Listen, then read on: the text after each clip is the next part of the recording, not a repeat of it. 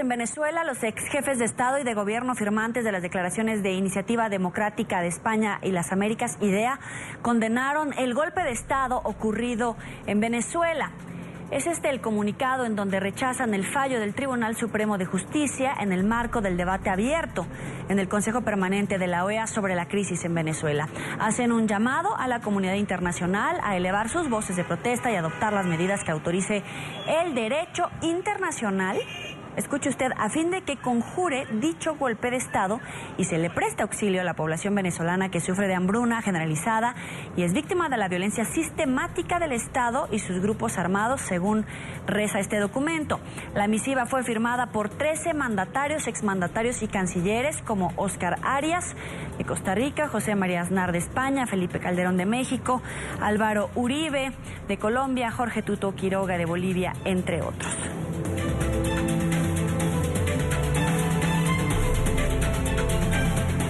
Uno de los firmantes de este comunicado es el expresidente de Costa Rica, Miguel Ángel Rodríguez, también miembro de esta iniciativa democrática, a quien damos la bienvenida a esta hora. Presidente, muy buena tarde.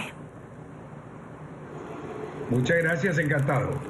Quisiera comenzar preguntándole, ante la decisión tomada por el Tribunal Supremo de Justicia de Venezuela de asumir las funciones de la Asamblea y las voces internacionales que están hablando de un golpe de Estado, ¿ustedes a través de este organismo lo reconocen como tal, como un golpe de Estado? Es un golpe de Estado. Cuando se estableció la Carta Democrática Interamericana en el año 2001, ciertamente esto en mucho respondió a la experiencia que se había tenido en Perú con el gobierno del presidente Fujimori, que cerró la Asamblea y que tuvimos un caso en que se acabó un gobierno democrático, no por las vías de un golpe militar, que había sido lo tradicional en América Latina, sino por una acción de uno de los órganos del gobierno actuando para impedir que funcionara el Estado de Derecho, impidiendo el funcionamiento del Parlamento. Lo que se ha vivido ahora en Venezuela es un proceso similar. Es todo un proceso que viene generándose poco a poco. No es que de un momento a otro el gobierno chavista se convirtió en una dictadura, es que se vino convirtiendo en una dictadura. A través de los años se rompieron los derechos humanos de las personas, la libertad de expresión, la libertad de empresa, se confiscaron medios de producción, se permitió una rampante corrupción, se despilfarraron sin ningún recato ni cuidado debido al soberano los recursos de las grandes rentas petroleras que se generaron con los grandes aumentos del precio del petróleo. Se permitió una impunidad, se armaron grupos de bandas delincuentes en las ciudades que impusieron el terror y que llevaron a Venezuela a convertirse en uno de los lugares más violentos y de mayor delincuencia y asesinato del mundo, y a caer en la crisis humanitaria de desabastecimiento de alimentos y medicinas que hoy se vive.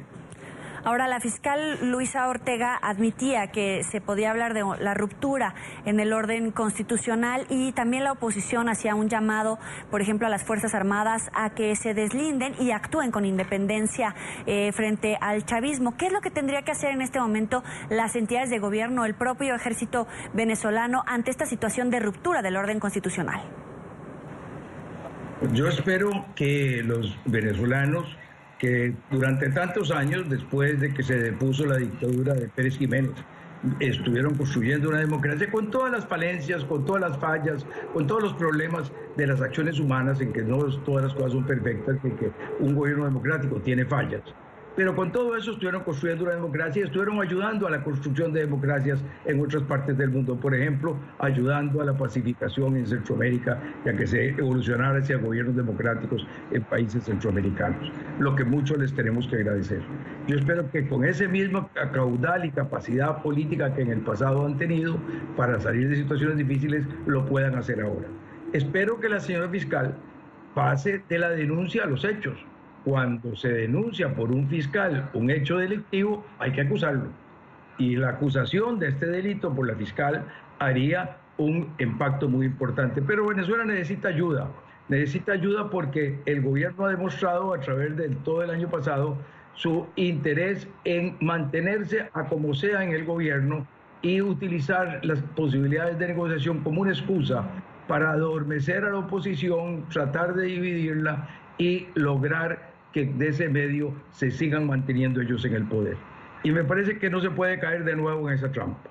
Es claro, como lo señaló el secretario de Estado de la Santa Sede desde el mes de diciembre del año pasado, que las negociaciones no han llevado a la liberación de los presos políticos. Hoy hay más presos políticos que cuando empezaron las negociaciones. No han llevado a ningún proceso electoral. Se impidió el referéndum revocatorio, se impidieron las elecciones de gobernadores y alcaldes, no se han repuesto los ilegalmente suspendidos diputados de la Amazonía. Ciertamente en estas condiciones es claro que no hay ningún interés real en una negociación, a menos de que hayan otras razones que los lleven a negociar. Yo espero que los organismos del gobierno venezolano, civiles y militares, encuentren la necesidad de restablecer la democracia y que encuentren que esto se hace por la vía electoral.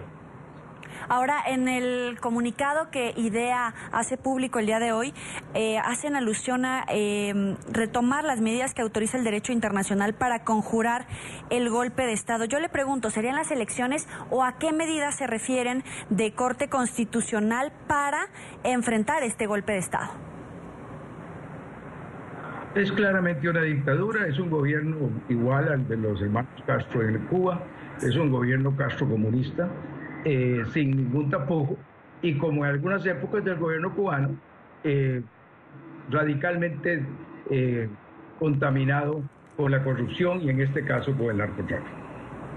Pero ¿cuál sería el camino a retomar la democracia en Venezuela? ¿Cómo deberían de actuar la comunidad internacional, sobre todo en áreas de proyectar unas elecciones? Por ejemplo, el papel de la OEA, porque hoy se está convocando a través de Luis Almagro a una sesión extraordinaria y hay que recordar que ya viene un cambio de liderazgo al interior de ese organismo. ¿Qué se tiene que hacer? La vía interna son las elecciones. La vía internacional es la repulsa contra un país que actúa de esa manera. En el sistema interamericano, la democracia fue constituida en un derecho humano. El derecho de los pueblos a vivir en democracia queda claramente establecido con la aprobación de la Carta Democrática Interamericana en el año 2001 en Lima. Y esto establece un camino. El camino lo señaló y lo viene señalando desde hace un año el señor secretario general Almagro, señalando que es la hora de que se aplique con rigor la Carta Democrática Interamericana y que ya pasó el periodo para las acciones de promover negociaciones. Lo que hay que dar es un primer paso claro para dejar sentado las responsabilidades de Venezuela por asumir un sistema dictatorial, y esto significa la suspensión de Venezuela de su participación en la OEA hasta que no se lleve adelante un proceso electoral.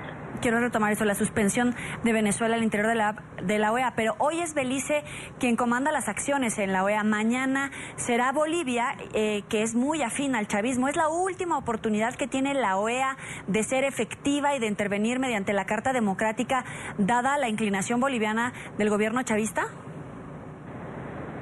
Bueno, algunos países consideraron, yo no lo considero así, pero algunos países consideraron que había que dar un nuevo compás de espera y buscar una nueva forma de negociación. La respuesta del gobierno de Venezuela fue cerrar la Asamblea Legislativa, la Asamblea Nacional de Venezuela. O sea, queda claro que no tienen ningún interés en esa vía, de manera que a la OEA no le queda otro camino que el de aplicar la suspensión de Venezuela. Si la OEA no actúa en estas circunstancias, la OEA va a perder toda legitimidad y toda razón de existir.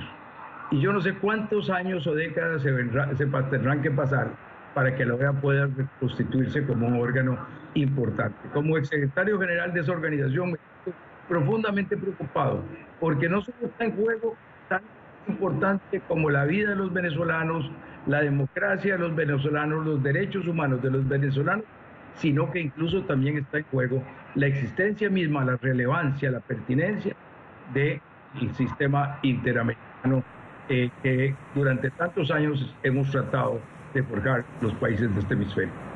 En caso de dado que no se lleve a cabo esta sesión extraordinaria, Bolivia a partir de mañana sería cómplice internacional de las consecuencias, las acciones políticas de Nicolás Maduro. Yo espero que se realice la sesión de hoy, pero si no se realizara la sesión de hoy, espero también que Bolivia, que Ecuador, que el mismo Nicaragua, que El Salvador, que Haití, que los países del Caribe que han venido apoyando al gobierno cubano por razones de interés en facilidades petroleras que son entendibles que los tengan, se den cuenta de que ya no lo pueden seguir haciendo frente a la situación descarada de dictadura en que se ha incurrido en ese país. Ayer en entrevista con NTN24, Enrique Capriles decía que las dictaduras generalmente terminan de mala manera y que Nicolás Maduro ya había tomado una decisión al dar todos estos pasos que hemos venido dando cuenta. ¿Qué consecuencias podemos entender a raíz de la decisión del Tribunal Supremo de Justicia? La salida de Maduro del poder, en todo caso Venezuela es una bomba de tiempo. ¿Qué se puede esperar? Sin duda, el gran peligro es que si no se encuentra una forma de poner una presión que lleve a una solución electoral y democrática a esta grave situación que vive Venezuela, las dos alternativas son terribles. Una es un baño de sangre en Venezuela que nadie puede querer y que sería lo peor que puede ocurrir, y la otra es la instauración de un gobierno similar al de Castro en Venezuela, quién sabe por cuántas décadas, haciendo a nuestros hermanos y hermanas venezolanos perder sus libertades y sus patrimonios por un tiempo indefinido.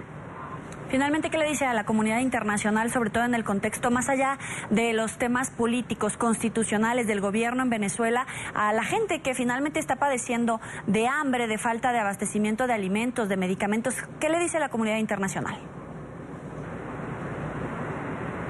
Se ha venido propiciando y señalando desde hace mucho tiempo la necesidad de que el gobierno venezolano abra las puertas para la ayuda humanitaria frente al desabastecimiento de alimentos y medicinas que vive su población. Esto es urgente que ocurra, porque al mismo tiempo que debe venir la suspensión, debe venir una ayuda voluminosa, humanitaria, bien encaminada y bien manejada, no para que se llenen los bolsillos unos cuantos sinvergüenzas, sino para que le llegue al pueblo por parte de las naciones del resto del mundo. Agradecemos por estar con nosotros aquí en la tarde a Miguel Ángel Rodríguez, expresidente de Costa Rica. Muchas gracias por estar aquí con nosotros. Buenas tardes, que esté muy bien.